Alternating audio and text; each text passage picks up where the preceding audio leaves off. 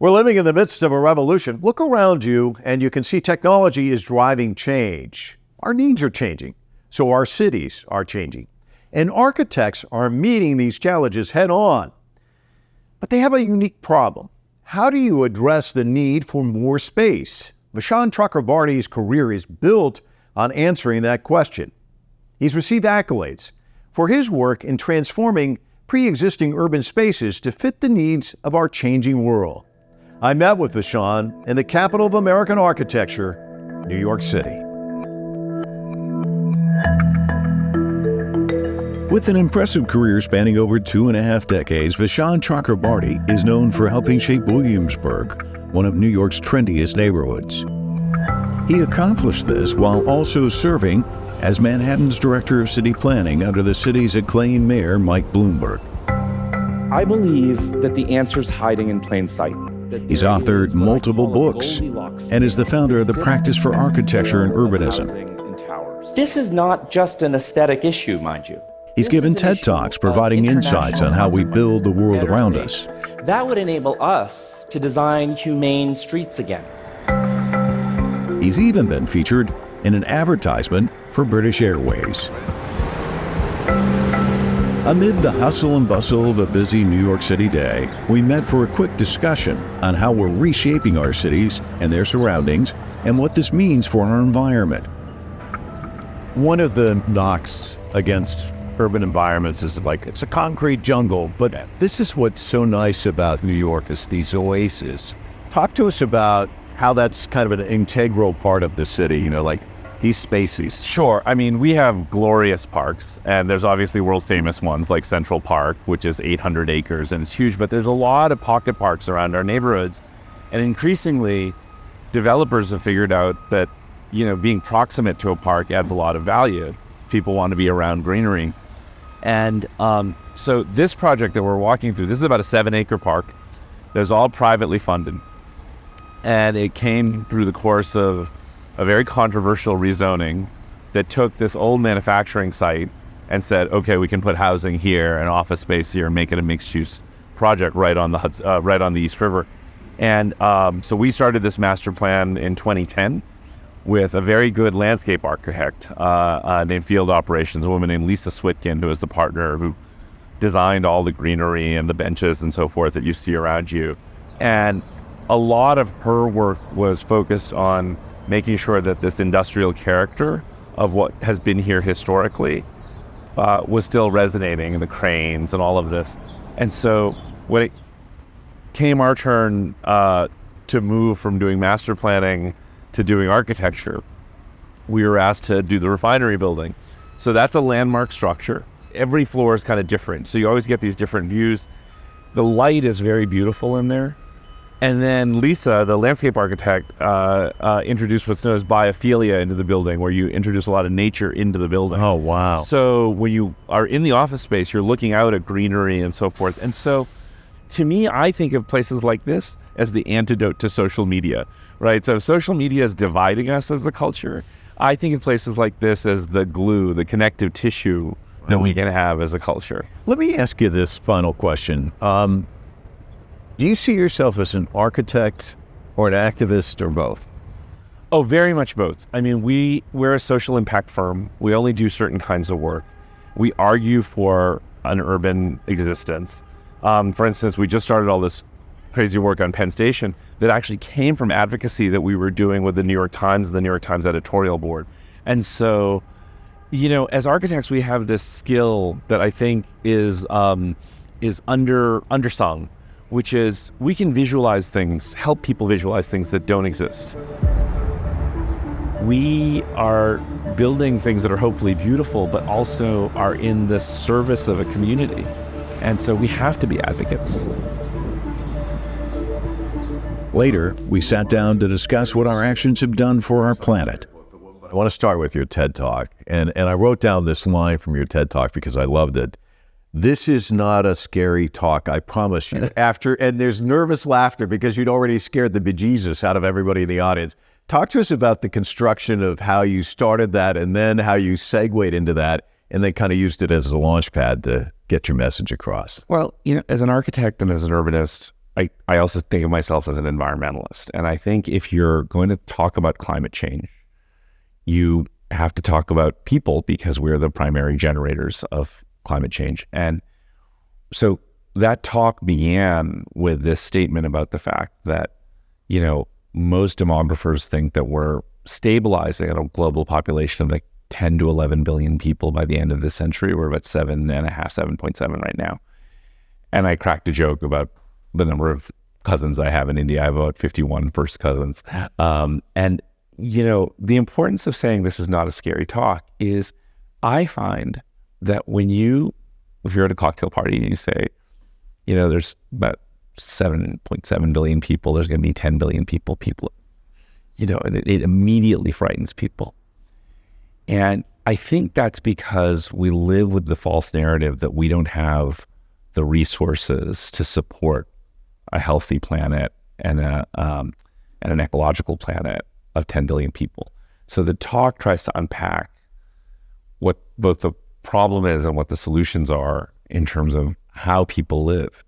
Because what I find is today, many environmentalists talk about this, but even 10 years ago, very few environmentalists spoke about how people lived as the problem. It was really about there's going to be some new technology and it's going to be a get out of jail free card and it's going to allow us to live exactly how we and that's the thing that I think, that talk was really trying to address. Today, there are over 8 billion people on Earth, according to the UN. Population growth across Latin America, Africa, and parts of Asia is driving the number even higher. The UN expects this figure to grow by 500 million people by the end of the decade. However, emissions don't correlate with population growth, and it is our suburbs that Vishaan says contributes the most to global warming. Well, let's talk about unpack a couple of things, which is, this growth, which we can't halt, and it's just this huge number, as you just described, and climate change. And you put them together, and it's like this oncoming freight train, and somehow we're strapped to the rails and stuff. So the instinct is fight or flight, and most of us just want to run. So when you talk about this and you say, people can reevaluate their lives and say, hey, wait a minute, what I bought into maybe 10 years ago doesn't exist right now. I should change the way I live my life.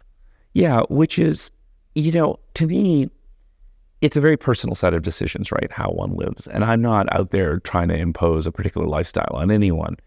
There's a couple of things. Obviously in my book, I talk about the suburbs a lot. And in that talk about population growth, the reason part of why it shouldn't be so scary is the vast majority of the growth is going to happen on the continent of Africa, parts of Asia. And when you look at the carbon emissions per capita where that population growth is taking place, it's actually very, very low, right? And I've spoken to African environmentalists who think Africa could be the first net zero continent. And so the problem isn't there. The problem's where we're sitting. And more specifically on the outskirts of where we're sitting. So a colleague of mine at Berkeley did very good analysis of carbon emissions per capita in the inner city, the suburban ring, and then the agricultural ring outside of that, and found that actually the carbon emissions per person were very low in the city and out in rural areas, but was extremely high in the areas where people have to drive to get a quart of milk. The United States is the world's most suburbanized nation. The dawn of the railroads and the birth of the interstate highway system helped to fuel urban sprawl throughout America. The suburban lifestyle, the backbone of the high standard of living in the U.S., while providing creature comforts, may also be costing us down the line. Your book, it's so nice because there's a lot of images and graphs and the like. The foreword is by Norman Foster, and as a foreword goes, it's fantastic because And I don't think you probably, when you asked him to do this, that you thought that that conversation would be part of what he writes here. But it's such a great illustration. You said, the problem is where we're sitting. No, the problem is not where we're sitting, as is illustrated in this book, because New York City is kind of an example of how things can be done right. At least from an environmental perspective. We've got a lot of other problems in the city, but Norman is obviously one of the world's most famous architects. He agreed to do the foreword in a heartbeat, basically. And he did it in one take. I mean, this is the kind of sign of genius. He wrote down, and it started with our conversation because I'd taken the subway up to go see him. And so you're right. New Yorkers generally have about a third the carbon emissions per person that the rest of the country does. And it's not because we're environmental angels. It's just because we happen to live in small apartments, and apartments heat and cool each other. Houses basically lose all their air conditioning to the ground and all their heat to the sky, whereas apartments are actually very, very efficient. And then the other big thing is we walk and take mass transit. And those two things dramatically lower the amount of emissions that people use. And I think a lot of younger people, like my son's 21, doesn't have a driver's license, has no interest in getting a driver's license. So he's just part of a generation that just isn't interested. Empty nesters, we're seeing them move back to cities. They often want to be near universities. They also don't want to drive as they get older. I want to talk about the pandemic in a second, but getting back to Norman, I mean, the whole carrots approach and not eating your spinach. Yeah. I mean, he starts out by your conversation, and you're kind of reading along. He almost puts you there, and then suddenly you're on the subway, he's on the subway, Yeah. you meet, you have this view of what New York's all about. Like you're in a cafe, you're having coffee, you're having this great conversation. He takes the subway back, you take the subway back, he's agreed to write this, and it's all done in 20, 40 minutes or whatever. Whereas if we were in Detroit or Chicago, as he points out, you're on on the freeway, and it's just like it's this ordeal. And by painting it that way, I think all of a sudden you're like, for somebody like myself who lives in the suburb, you're looking at it, you're like, yeah, and there's a park there, and you can actually go for a walk, and it's selling this version, which gets to my question, which is suburbs were sold to us. I mean, that's really kind of part of your story in this book too. And so how do you flip the switch and sell one, and maybe we shouldn't be selling this other one so much? Well, I think you have to start with the history of it. So suburbs are basically born. I mean, there are suburbs before World War II for sure in England, in the United States. They're typically quite wealthy because most people worked in the cities. Cities were far denser around 1900 than they are today. We actively in this country, we passed the Federal Highway Act in 1954 under Republican President Eisenhower. And it was really passed for two reasons. One was national defense. They were worried about nuclear war. They didn't want the population overly concentrated in cities. But the other was there were huge racial motivations in the 1950s and the 1960s. It was known as white flight, the redlining of mortgages so African-American families couldn't buy houses. And so you had the government with their finger on the scale in a number of ways to create these things called suburbs. And it was all based on that kind of Don Draper idea of what life was, right? That, so for women, it often meant not working.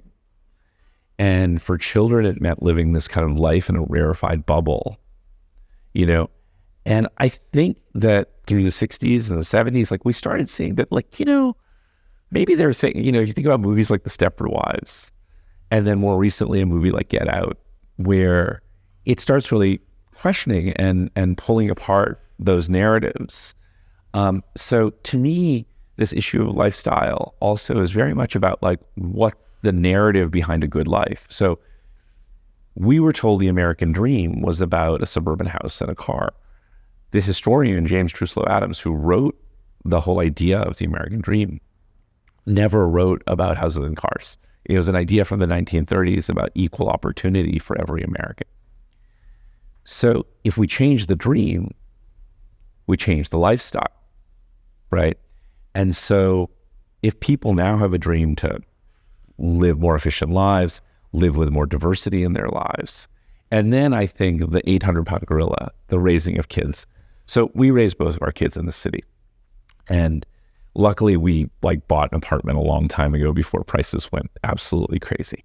But I think it's still really mysterious to our friends around the country, this notion, you see New York, you think it's a place filled with office buildings. You don't understand that, now, well over 8 million people live here. And many, many people raise children here. And the experience of that is, rather than my swing set in the back of my house, there's the swing set in the park that we all share. So I think there's a very different value set that emerges for that. So this default idea that if you're going to have a family, you've got to move to the suburbs. Now, the other thing we have to address, though, is the suburbs, for the most part, are cheaper, than living in the city. And the public school systems are often better. Again, neither of those things are accidents. Those came out of policy. There's a whole reason that suburban school systems got more money. There's a whole reason that, there's a whole mortgage deduction system that encourages the buying of houses, whereas renters get no benefit whatsoever. And so the largest housing subsidy we have in the country largely goes to suburban homes for wealthy people, right? And so we've done all these things that have made the suburbs more affordable because it's the narrative of success, right? And I think young people are really questioning that narrative right now. So, the book was written 10 years ago, but, today this is, I feel like, much more a common conversation, especially among young people who want a different definition of what success means. Though American cities briefly shrunk at the start of the COVID-19 pandemic, they are rebounding. 2022 saw 12 of the nation's largest cities continuing their decades-long trend of growth as life returned to normal. It's similar to what happened after the 9/11 terrorist attacks in New York. Young people are changing all the conversations, which I think is interesting. But to your point about the pandemic, what I find interesting, I work in downtown DC. I had to go to work during the pandemic when so many people were working from home. And I would look outside the window at another facility, very much like my own. The lights were all on. You might see somebody vacuuming every once in a while, but all the desks were empty. And it gets back to your point about Don Draper and Dwight D. Eisenhower. Back then, you had to get in your car and drive to work. But I think the pandemic taught us, no, you don't really have to get in your car and drive to work. And maybe that would be better. That the place across the way would be better as a place for people to live rather than go to work. And maybe, we should really kind of rethink things. And I think young people, to your point, I think this whole kind of, the great resignation. I'm not going to go back to work. I hate my job. I want to work-life balance, all these things. I think it's kind of changing the conversation in a way where maybe people might embrace your ideas more so. I think it's changing the conversation, but I don't think we know yet where things are going to fall out from the pandemic and this whole business of hybrid and remote work.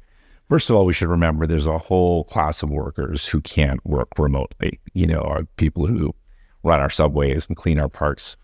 But beyond that, I think I have an office, I have 30 employees.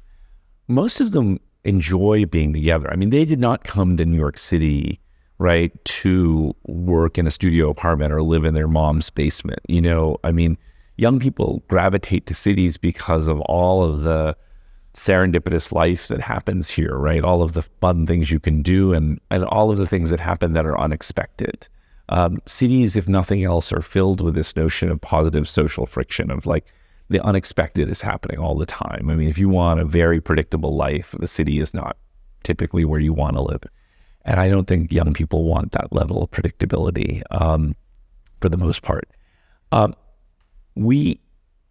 was Manhattan planning director for Mayor Bloomberg after 9/11. And to me, it's almost comical. There are echoes of all the articles that were written after 9/11 coming out now. There's the cascade of cities are dead, New York is dead, people are never coming back. And for the same reasons I didn't believe that then, I don't believe it now, because the predicate for that idea is that if we could all live separately, and work from the mountaintop, that's what we would do. And technology has now enabled this. But here's the thing.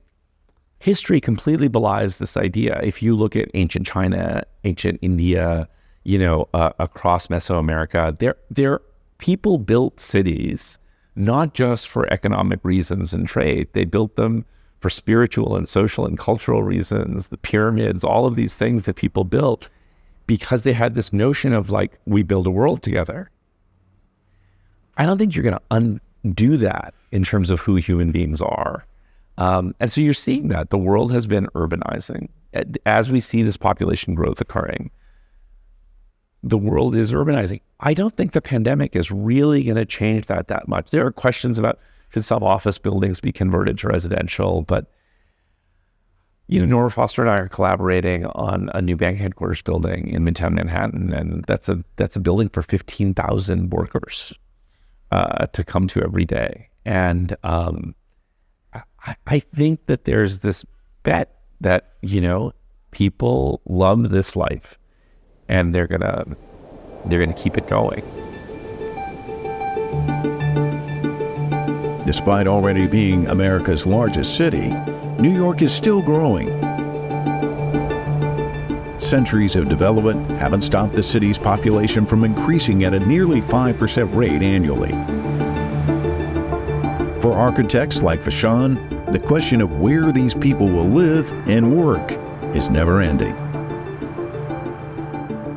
If you were to sit down with planners and try and, design this country, what would you be suggesting? I mean, obviously, a lot more urbanization rather than people moving to the suburbs and driving their cars and that sort of thing. I mean, what are some steps that could be taken? So I have a second book coming out next year called The Architecture of Urbanity that in some ways is an argument with the first book, in the sense that when I wrote that book 10 years ago, the short answer to your question would be, let's talk about transit-oriented development, build not necessarily skyscrapers everywhere, but even, with 3-story, 4-story townhouse fabric, which is where that last TED Talk ends. You can build quite dense urban communities, at 3 or 4 stories that give you enough density to support express buses or light rail, bike network. I'm not trying to say everything needs to be like New York City, but this notion of transit-oriented density, which is a very well understood idea among most planners today and in most cities today. As I travel the country and talk to people and now have my own, so that book was written 10 years ago. I started my architecture practice 2 years after that. And the book in some ways was a manifesto for the practice. And as I work in cities around the country, there is a community response, which is really interesting. For the people who are willing to be reasonable and say, okay, Vishaan, I get the argument. I get this is better for the environment. I get this is better for the economy. Why is this new architecture so ugly? Why do I have to go to the same chain store? Why are these places so plastic? And I spent a lot of time over the last 10 years trying to answer that question. In a lot of ways, it's why we have an architecture firm, because we're trying to, this to me is where the actual quality of design, not just the quantity of understanding like a certain density metric and a certain kind of transportation system, but the quality of life issues that come around.